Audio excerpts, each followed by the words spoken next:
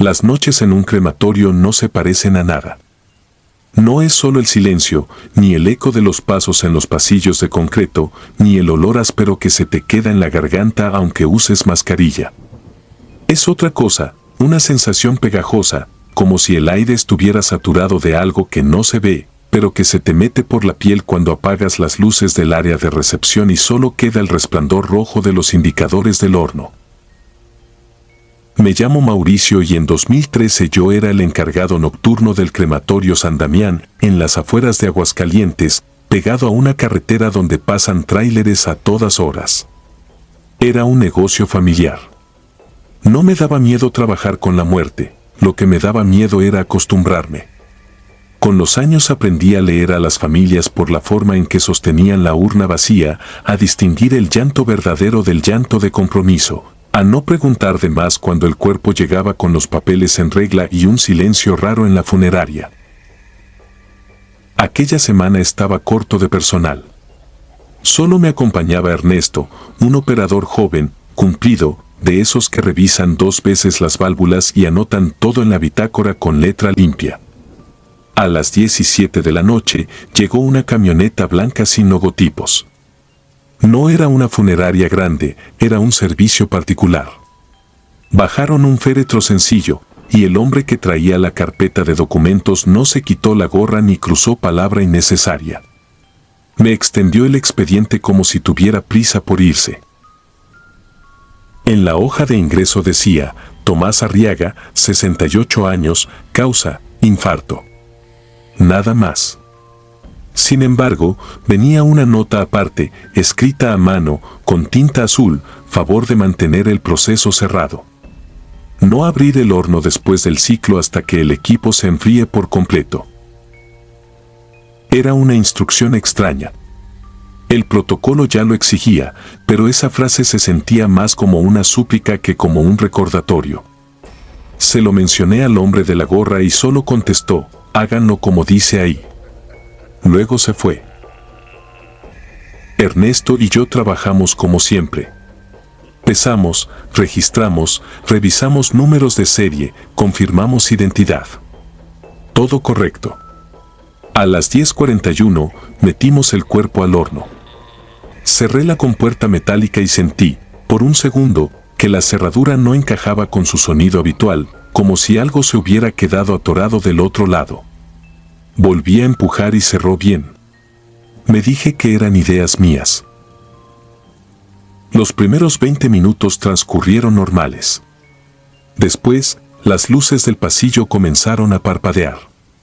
No un parpadeo errático de instalación vieja, sino un ritmo casi exacto, como un latido.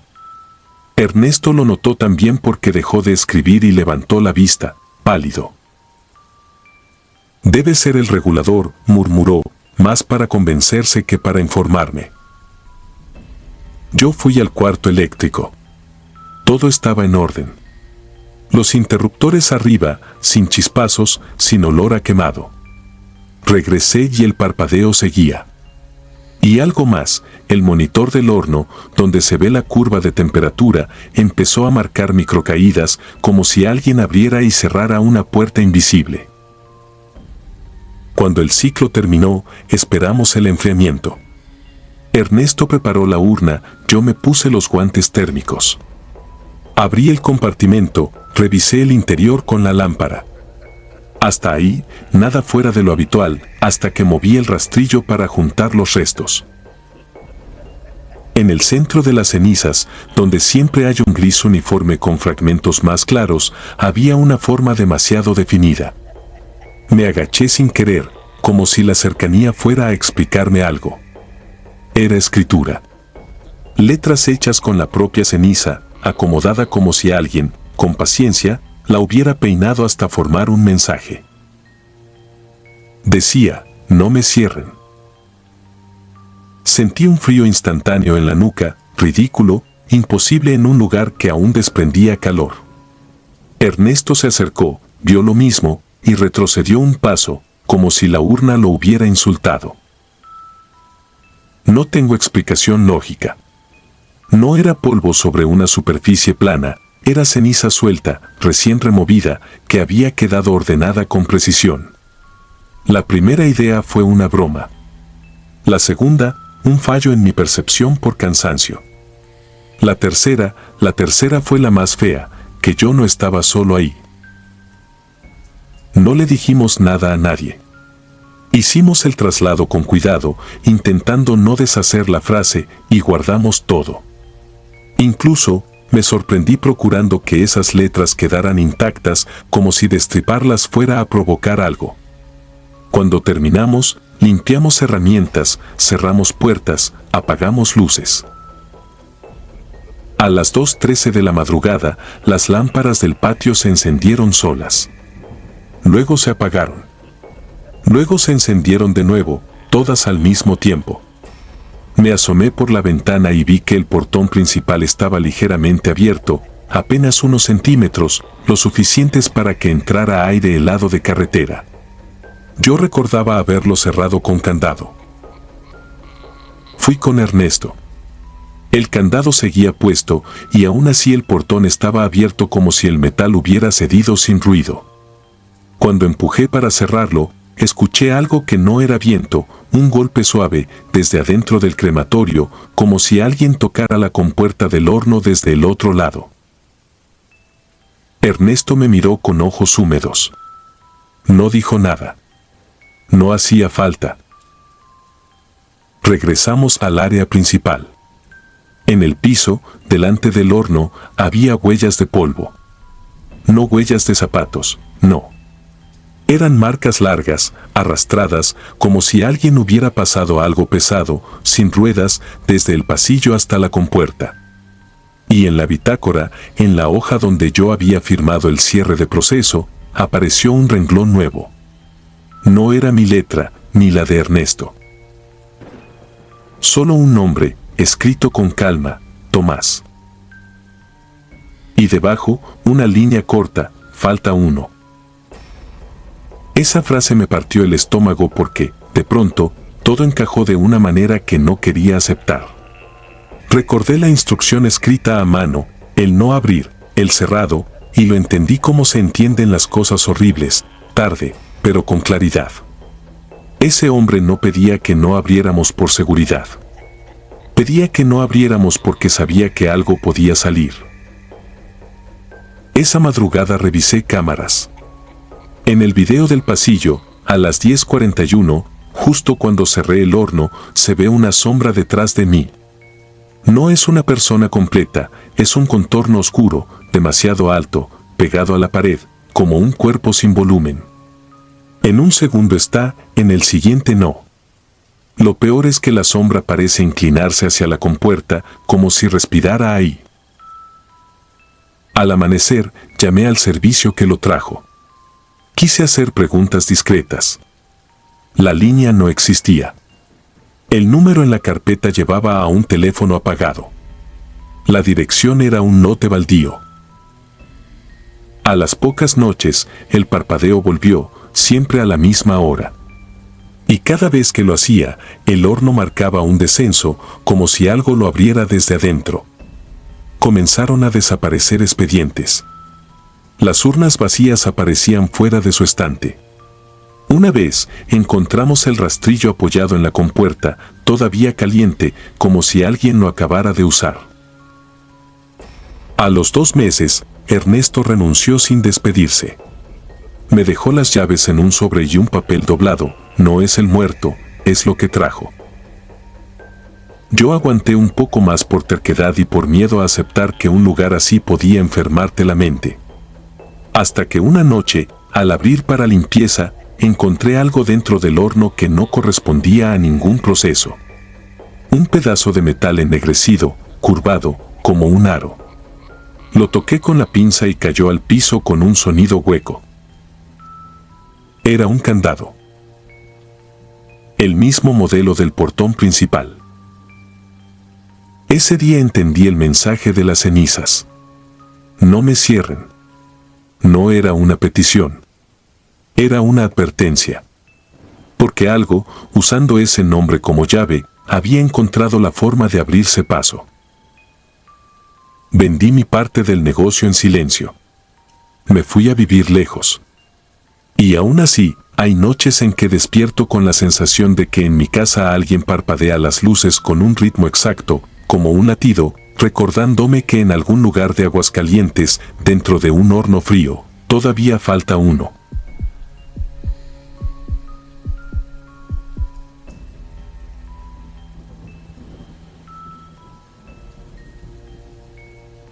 A veces el trabajo no te da de comer, te deja una marca. No una de esas que se ven en la piel, sino una que se queda detrás de los ojos. Yo lo entendí tarde, después de 4 años en el crematorio municipal de Tepic, cuando todavía creía que la muerte era solo un trámite y no una presencia. Me llamo Iván Salas, y lo que pasó ocurrió en noviembre de 2014, un viernes que comenzó como cualquier otro.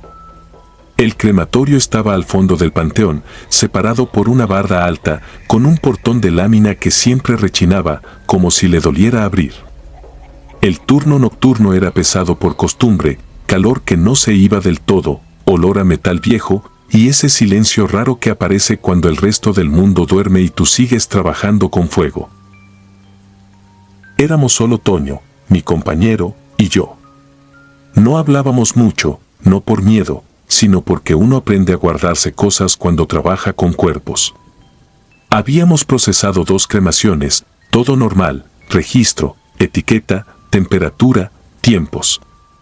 La tercera llegó tarde, cerca de las 11. Una camioneta sin logotipo se estacionó sin apagar luces, como si no quisiera llamar la atención y al mismo tiempo quisiera imponerla.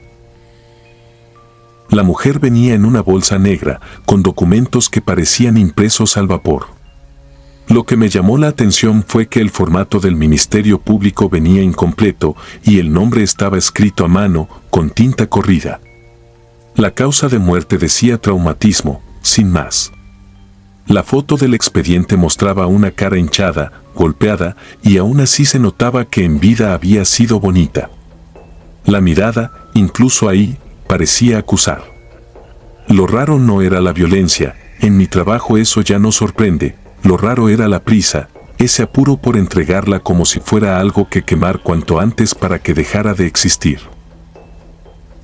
Toño revisó el horno y yo hice lo mío, pesaje, anotación, sello de entrada. Todo protocolo, todo mecánico. Pero cuando empujé la camilla hacia la sala del horno, sentí un frío seco que me recorrió los brazos. No era corriente de aire, era como si el cuarto, por un segundo, se hubiera quedado sin respiración. Cerramos la compuerta. El horno rugió con su sonido habitual, esa mezcla de soplador y combustión que se siente en los dientes. Marqué la hora en el libro. Mi mano tembló apenas, lo suficiente para que la tinta manchara el margen. No dije nada, porque en ese oficio uno no se permite parecer nervioso. Si te quiebras, el trabajo te traga. Pasaron pocos minutos cuando escuchamos el grito. No fue un ruido metálico, ni un chirrido de máquinas.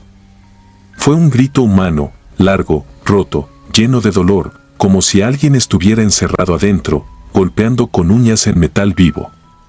Lo sentí en el pecho, como un golpe que no te toca la piel. Toño me miró con la cara pálida, él también lo oyó, y eso lo hizo real, tangible, imposible de negar. Me acerqué al panel para detener el proceso. Presioné el botón de corte. Nada. Volví a intentarlo. Nada. Las luces del techo parpadearon, no como cuando falla el voltaje, sino como si alguien las apagara y encendiera con paciencia, midiendo nuestra reacción. El horno empezó a vibrar, no por la maquinaria, sino por golpes desde adentro, golpes con ritmo, con intención. Toño retrocedió y se pegó a la pared. Yo, por instinto, di un paso hacia la compuerta, como si pudiera controlar el miedo acercándome. Entonces escuché algo peor, una especie de susurro, muy bajito, pegado al zumbido del ventilador. No eran palabras claras, pero sonaba a una voz intentando formar un nombre. En un momento todo se detuvo. El golpeo cesó, las luces se estabilizaron, el panel volvió a responder como si nunca hubiera fallado. Nos quedamos mirando el horno, esperando el siguiente accidente, la siguiente prueba. No pasó nada. Y ese nada fue lo más inquietante, porque nos dejaba solos con lo que ya habíamos oído. Toño salió al patio con el pretexto de fumar. Yo no quise quedarme quieto, así que fui a la oficina donde estaba el monitor de cámaras. Reproduje la grabación del momento exacto. La imagen se congeló durante 7 segundos con el reloj digital detenido a la misma hora. 7 segundos muertos, literal. Cuando el video regresó, el cuarto estaba igual, pero el audio tenía un ruido blanco denso, como una respiración pegada al micrófono. Regresé al horno con la boca seca. Faltaba poco para terminar el ciclo, y lo único que quería era cerrar el turno e irme. Cuando el proceso terminó, abrí la compuerta con guantes gruesos. El calor me dio en la cara, pero lo que vi adentro no se parecía a ninguna cremación normal. Las cenizas eran negras, no grisáceas, no blancas. Negras como carbón fresco. Y sobre ese polvo oscuro había algo que no correspondía, un anillo pequeño, de metal opaco, con un grabado que parecía una espiral incompleta, como si la figura se hubiera roto a propósito.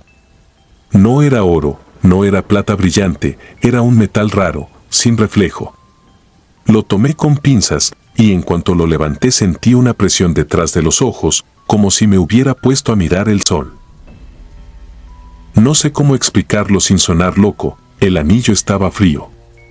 No menos caliente, frío de verdad, como si acabara de salir de una nevera. Lo dejé en la mesa metálica y me alejé, pero la sensación de ser observado no se fue. Era una mirada sin cara, una atención clavada en mis manos, esperando que cometiera el error de guardarlo. Toño volvió, me vio la cara y no preguntó nada. Solo hizo un gesto con la barbilla, como diciendo vámonos. Cerramos, apagamos luces exteriores y caminamos hacia el portón. Antes de salir volteé por costumbre y vi algo que me heló, el foco del pasillo interior parpadeó una sola vez, como un guiño. Detrás del vidrio sucio, juraría que se marcó una sombra baja, del tamaño de un niño, aunque ahí no había nadie. Esa noche no dormí. Cada vez que cerraba los ojos veía ceniza negra pegada a mis uñas y el anillo quieto, esperándome en la mesa. A la mañana siguiente regresé y lo busqué. No estaba. Revisé cajones, botes, el estante donde guardábamos etiquetas. Nada. Le pregunté a Toño y me juró que no sabía de qué hablaba. Su voz sonó sincera, pero su mirada se fue al piso demasiado rápido, como si le pesara reconocer algo.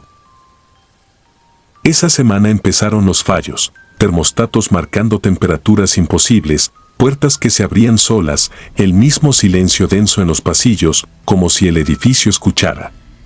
Una tarde, el encargado me pidió que revisara unas urnas porque se habían entregado mal.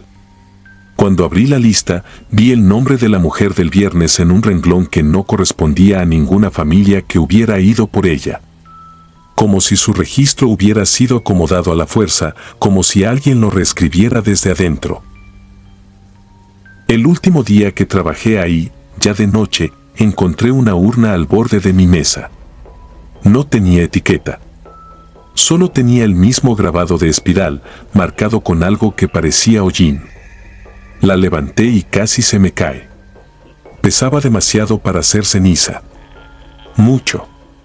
Como si adentro hubiera algo húmedo, compacto, vivo. No la abrí.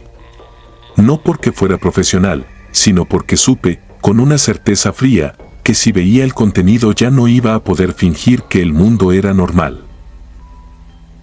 Renuncié a la mañana siguiente. Inventé excusas. Dije estrés. Dije insomnio. Nadie me detuvo. 3 meses después, el crematorio se incendió en la madrugada. Salió en una nota pequeña del periódico local, posible cortocircuito. Yo leí esa frase y sentí un sabor metálico en la lengua, como cuando uno muerde una moneda. Esa misma noche, sin querer, pasé cerca del panteón. El edificio estaba negro, quemado, pero en una ventana rota vi un parpadeo, una luz breve y obstinada. Y aunque lo racional me dijo que era un reflejo, yo aceleré, porque en el fondo ya sabía la verdad. Hay cosas que el fuego no limpia. Solo despierta. Suscribirte y darle like ayuda mucho a este canal. Si ya has escuchado mi contenido antes, te ha gustado y estás disfrutando lo que escuchas en este sector, te agradeceré que presiones el botón de suscribirse. Sin más interrupciones, continuamos.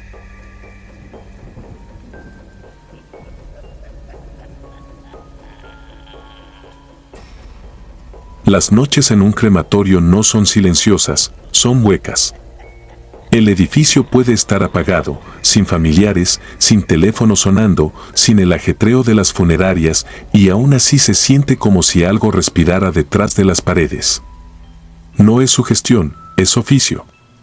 Aprendes a reconocer el peso del aire cuando el calor del horno ya se fue, cuando el metal enfría y cruje, cuando el olor a desinfectante no logra tapar del todo ese fondo dulzón que se te mete en la ropa y te acompaña hasta tu casa.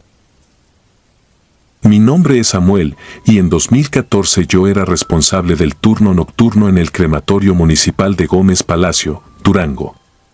No era dueño de nada, ni pretendía serlo. Era un empleo estable, con prestaciones, y con esa clase de rutina que te deja vivir, revisar papeleo, confirmar brazaletes, sellos, cadena de custodia, temperaturas, tiempos, y al final entregar una urna que le sirve a alguien para creer que ya cerró un capítulo. Mi compañero más antiguo se llamaba Rogelio, un hombre que hablaba poco y trabajaba sin preguntar. Con él aprendí que lo peor no es ver cuerpos, sino ver lo que traen pegado, culpas ajenas, pleitos familiares, secretos que se asoman en un acta mal llenada, en un sobre de dinero escondido entre la ropa, en un anillo que nadie reclamó. Eso era lo real. Lo demás, lo paranormal, yo lo dejaba para los que necesitan inventarse algo para soportar la muerte. Por eso aquella noche me pareció rutinaria. La funeraria San Gabriel llegó cerca de las 10 con un féretro sencillo y un expediente que, a primera vista, no tenía nada raro. Hombre, 60 y tantos, muerte por paro cardíaco. La autorización venía completa. Lo único que destacaba era una nota escrita a mano, no en el formato oficial, favor de no retirar objetos personales. Entregar cenizas selladas. En nuestro trabajo, esas notas suelen ser caprichos de la familia o supersticiones. A mí me daba igual, mientras no violara protocolos. Abrimos el féretro para confirmar el brazalete. El cuerpo traía una pulsera de hilo rojo en la muñeca y, colgando del cuello, una bolsita de tela negra, como un escapulario. Rogelio la vio, me miró y no dijo nada. Solo asentó como si algo, dentro de él, hubiera recordado una regla vieja. Cumplimos el procedimiento. Revisión de controles, calibración, encendido. El horno tragó el ataúd con ese sonido seco, sin dramatismo, como una compuerta de máquina industrial. Cerramos. Registramos hora. Esperamos. En ese tramo, el turno nocturno suele ser lo mismo de siempre: papeles, bitácora, el café frío, el reloj que avanza con una lentitud que no es de este mundo. Fue en el pasillo donde empezó lo raro. Las luces fluorescentes no parpadearon al azar, como cuando falla un balastro. Parpadearon con ritmo, como si alguien estuviera mandando señales. 3 destellos cortos, uno largo, 3 cortos. Me detuve en seco porque el patrón se repitió idéntico 2 veces, y mi cabeza, por inercia, quiso encontrarle sentido. Rogelio se quedó quieto conmigo, mirando el techo, con el vaso de unicel en la mano. Revisé el tablero eléctrico. Nada fuera de lugar. Ningún interruptor abajo. Ninguna fluctuación marcada. Lo anoté, por si al día siguiente el encargado de mantenimiento quería culpar al turno nocturno. Seguimos como si nada. Cuando llegó el momento de abrir el horno y pasar a la fase final, el ambiente dentro de la sala parecía más pesado. No era el calor, era una sensación como de humedad, como cuando te acercas a un cuarto donde alguien acaba de llorar. Esperé a que las herramientas se enfriaran lo suficiente y Rogelio preparó el contenedor. Las cenizas, al principio, eran normales, un gris claro uniforme, fragmentos que se vuelven polvo bajo la trituradora, restos que el imán separa con precisión. Lo que no fue normal apareció cuando alicé la superficie del contenedor para cerrar el sello. Las partículas se acomodaron como si una mano invisible hubiera pasado un dedo por encima. No era un dibujo mal hecho ni una casualidad de polvo. Eran letras, claras, levantadas apenas sobre la superficie. Sigue ardiendo. No lo leí en voz alta. Me limité a observar, como si negar el sonido de las palabras pudiera borrarlas. Rogelio lo vio también. Lo supe por cómo se le puso la piel de gallina en los antebrazos. Se inclinó, respiró una sola vez y dio un paso atrás. No dijo nada. Yo tampoco. Porque en ese trabajo, en el fondo, todos tenemos una superstición. Si le das nombre a algo, si lo señalas, lo vuelves real. Moví el contenedor con cuidado y, como era de esperarse, el patrón se deshizo. Al agitarse, las cenizas volvieron a ser cenizas. Me convencí de que eso era lo lógico, polvo que se acomoda por vibración, por estática, por el movimiento de aire. Una coincidencia. Nada más. Sellamos la urna. Firmamos.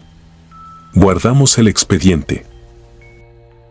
Y entonces ocurrió lo que no entra en ningún manual. El horno, ya apagado, marcó un reinicio solo. La pantalla se encendió con un pitido breve, como si hubiera recibido una orden. La compuerta hizo presión, un quejido de metal, y el seguro vibró. Lo vi con mis propios ojos, el pestillo se movió milímetros, como si algo del otro lado empujara con paciencia. Me acerqué para confirmar que estaba cerrado. El metal estaba frío. No debía haber presión. No debía haber movimiento. Las luces del techo volvieron a hacer aquel patrón y esta vez el parpadeo se extendió a la sala completa. El monitor de las cámaras se encendió sin que lo tocáramos. La pantalla mostró la toma del pasillo, luego la de la sala, luego el ángulo del horno. En ese último cuadro apareció una sombra, larga y torcida, pegada al borde de la compuerta como una mancha de humo con forma humana. No caminaba, se estiraba. Se alargaba contra el piso, como si quisiera colarse por una rendija. Sentí un frío repentino, no en el aire, sino debajo de la piel. Ese frío que te avisa que el cuerpo entendió algo antes que tu mente. Rogelio, por primera vez en años, me habló. Solo dijo mi nombre, bajito, como quien reza. Yo fui al archivo. Abrí el expediente del hombre. Quise volver a ver la nota, buscar un apellido conocido, una explicación. La hoja estaba ahí, pero ya no decía lo mismo. La tinta se veía fresca, como si acabaran de escribirla. Ahora la nota, en letra apretada, decía: favor de no retirar objetos personales. Entregar cenizas selladas. Al próximo. Me quedé con la hoja temblando entre los dedos, porque en la esquina inferior derecha, donde iba el espacio de recibe, había una firma que no estaba antes. Era la mía. Mi nombre completo. Con el mismo trazo con el que firmo la bitácora desde hace años. No quise comprobar nada más. No fui a revisar la bolsita negra del cuello. No abrí la urna. No volví a mirar el monitor. Apagué todo lo que pude apagar y aún así la luz del pasillo siguió encendiéndose y apagándose, como un pulso. Al día siguiente renuncié. Inventé una enfermedad. Dije que no podía dormir. Nadie insistió demasiado, porque en ese lugar la gente aprende rápido que hay preguntas que no conviene hacer. Lo que me persigue no es una sombra ni el horno. Es la certeza de que aquella noche no pasó algo raro, sino que se dejó algo pendiente y que por un instante yo vi la lista de turnos como realmente es, una fila silenciosa donde, tarde o temprano, a alguien le toca ser el próximo. Han pasado años y no he vuelto a pisar un crematorio. Pero algunas noches, cuando el foco de mi cocina parpadea con un ritmo exacto, me llega un olor leve, imposible, como ceniza recién removida. Y entonces recuerdo esas dos palabras que aparecieron donde no debían aparecer. Sigue ardiendo.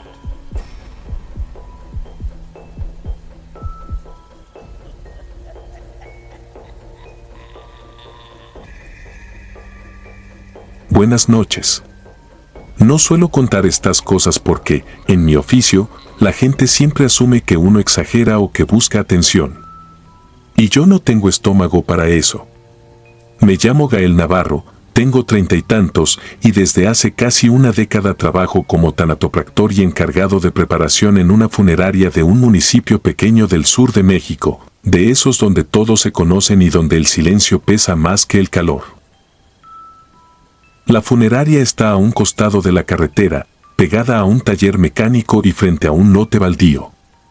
Por dentro huele a desinfectante, café recalentado y a ese fondo metálico que se queda en la garganta cuando pasas muchas horas con cuerpos. A unas cuadras tenemos el crematorio, una nave de lámina con un horno moderno, pero el lugar, aunque lo limpies, siempre se siente viejo. Como si la pared supiera lo que ha visto. Esto pasó en agosto de 2022, una noche pesada, con tormenta anunciada. Yo estaba terminando de perfilar el rostro de un señor que falleció por un infarto. La familia me había traído una foto donde él sonreía en una fiesta, y yo, como siempre, me tomé el trabajo con paciencia. No por romanticismo, sino por respeto. Los vivos se aferran a lo último que les queda, una cara que reconozcan. Eran casi las 11 cuando Hugo, el chofer nuevo de la funeraria, entró a la sala de refrigeración empujando una camilla. Venía sudado y pálido, y traía el cuerpo cubierto con una tela negra, gruesa, como manta, amarrada con un nudo a la altura del pecho. No era la sábana normal del hospital. Era una tela de casa, de esas que se usan para tapar muebles. Le pregunté por qué venía así. Hugo evitó mirarme y, sin soltar el manubrio de la camilla, me dijo que la familia lo pidió tal cual. Su voz temblaba como si el frío de la cámara ya lo hubiera alcanzado. Lo vi meter la camilla en un gabinete y cerrar de golpe. Luego hizo algo que me molestó, se sacudió las manos y los antebrazos, como quien se quita algo pegajoso. Lo regañé. Le dije que no era forma de tratar a nadie, que esa persona había sido madre, esposa o hermana de alguien. Hugo tragó saliva y me contestó bajito, casi con vergüenza, no era asco, era miedo. Yo he oído de todo en funerarias.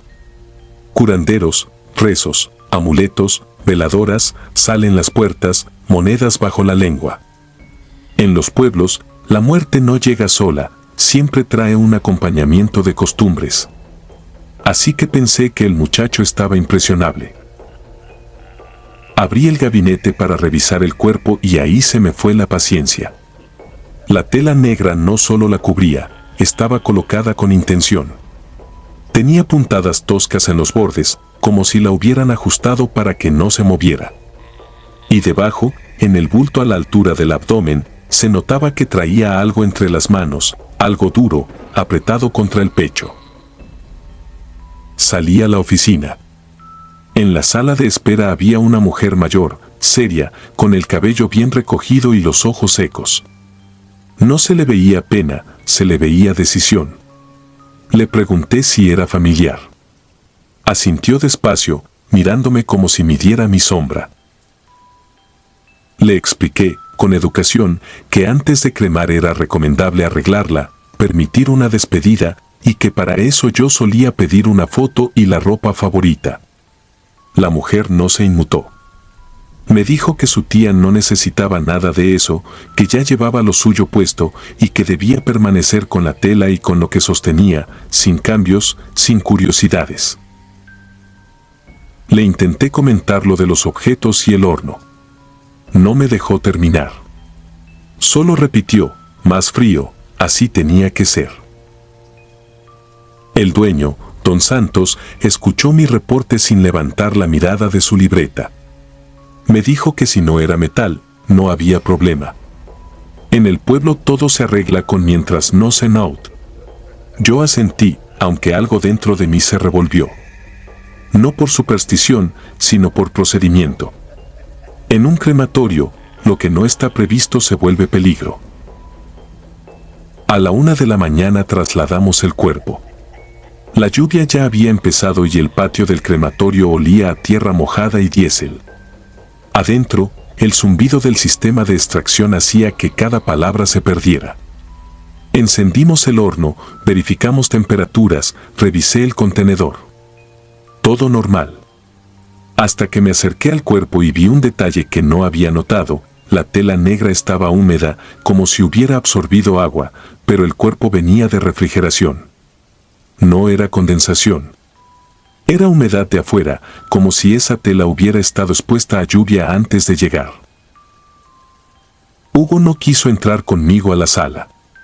Se quedó en la puerta, persignándose sin disimulo. Antes de ingresar el cuerpo, por reflejo profesional, tanteé con los guantes lo que traía entre las manos. No era metal. Era algo alargado, compacto. Parecía madera envuelta en varias capas de tela. No pude evitar imaginar una figura, un muñeco, una cruz. Cualquier cosa. Y en ese segundo, lo juro, sentí que el bulto se acomodaba por sí solo, como si la presión de las manos aumentara. Me quedé helado. Revisé mi propia postura, buscando una explicación tonta. La camilla estaba inclinada, quizá. El peso, quizá. Pero cuando quise retirar la mano, noté que mi guante había quedado como pegado, no por pegamento, sino por esa sensación de tocar algo que no quiere ser tocado. Metimos el cuerpo al horno. Cerré la compuerta y activé el ciclo. Al principio, todo siguió su curso. El panel marcaba estable, el ventilador empujaba aire, la llama rugía como siempre. Hasta que, a los pocos minutos, el sistema registró una variación extraña, una caída breve de temperatura, como si el horno se hubiera quedado sin oxígeno por un instante. Eso no debía pasar con un ciclo limpio. Entonces se fue la luz. Solo unos segundos, pero en un crematorio esos segundos se sienten como una eternidad.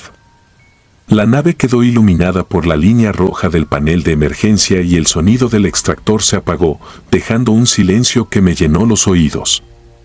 Afuera, la lluvia golpeaba el techo de lámina como si alguien arrojara puños de grava.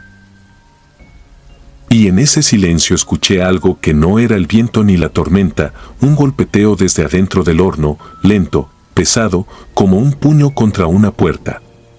3 golpes. Pausa. Otros 2.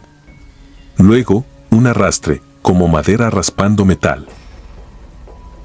Me quedé mirando la compuerta con el corazón en la garganta. Hugo empezó a llorar sin ruido, pegado a la pared. Yo quise decirle que era dilatación térmica, que eran placas expandiéndose, que era normal. Pero mi boca no respondió. Regresó la electricidad. El extractor volvió a rugir.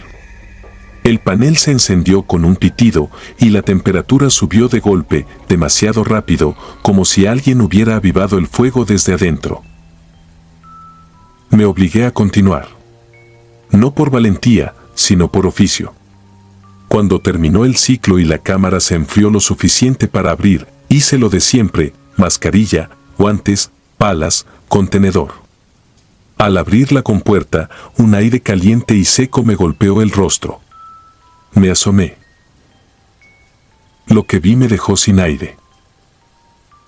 Entre los restos, sobre una capa de ceniza gris, había algo que no se había consumido como debería. No era metal. No era hueso.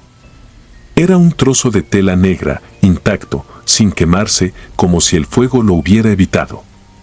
Y encima, marcadas con ceniza más oscura, había huellas de dedos. Como si alguien hubiera apretado la tela desde adentro, buscando salida. Yo no toqué nada. Me quedé quieto, escuchando mi propia respiración rebotar en el cubrebocas. Hugo salió corriendo a vomitar afuera.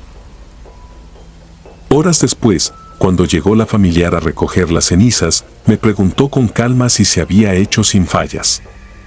Le dije que sí, porque eso decía el reporte y porque mi voz no me permitió otra cosa. Ella sintió como si hubiera confirmado algo que ya sabía. Antes de irse, dejó una bolsita de sal en la entrada del crematorio. La tiró sin ceremonia, como quien paga un impuesto. Esa noche, al llegar a mi casa, encontré en mis manos un olor raro, imposible de quitar. Me lavé con jabón, con cloro, con alcohol.